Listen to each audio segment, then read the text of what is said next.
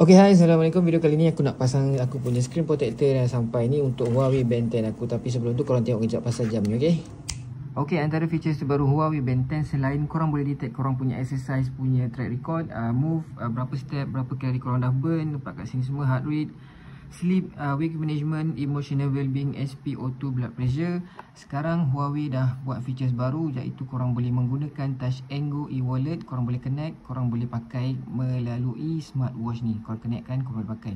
Tak perlu risau kalau tinggal wallet ke handphone ke, korang boleh ada Touch and Go e-wallet. Okay, cara nak pasang ni aku rasa semua orang tahu kot, macam pasang screen protector handphone je lah. Tapi aku nak share sebenarnya offer yang korang boleh dapat kalau korang beli jam ni dekat link produk yang aku share kan. Korang akan dapat diskaun dan orang tengah ada offer. Okay, ini screen protector dia korang kena pasang supaya mengelakkan korang punya jam cala. Nampak tak? Jam aku ni dah cala-cala sebenarnya, tapi tak nampak sangat dalam ni. Jadi korang perlukan screen protector ni untuk menjaga korang punya jam. Tapi jam ni sekejap aku nak pasang. Jam ni dalam keadaan bersih, jadi aku tak perlu lap dia. Cara nak pasang dia sama je lah macam screen protector handphone, tapi dia sekejap aku nak pasang. Korang just buka, korang just pasang.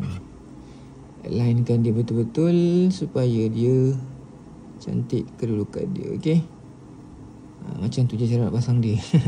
Sebenarnya aku nak promote kat korang supaya beli jam ni, sekarang tengah promo. Kalau korang nak beli, korang pakai back produk yang aku share, korang akan dapat diskaun daripada Huawei. Diorang tengah diskaun kau-kau, lagipun dah payday sale. Apalagi korang boleh grab jam ni, okay, untuk track korang punya kesihatan. Kalau yang tengah brisk walk tu, korang boleh track kalori, step semualah aku dah ceritakan tadi. Okay, terima kasih. Assalamualaikum. Bye.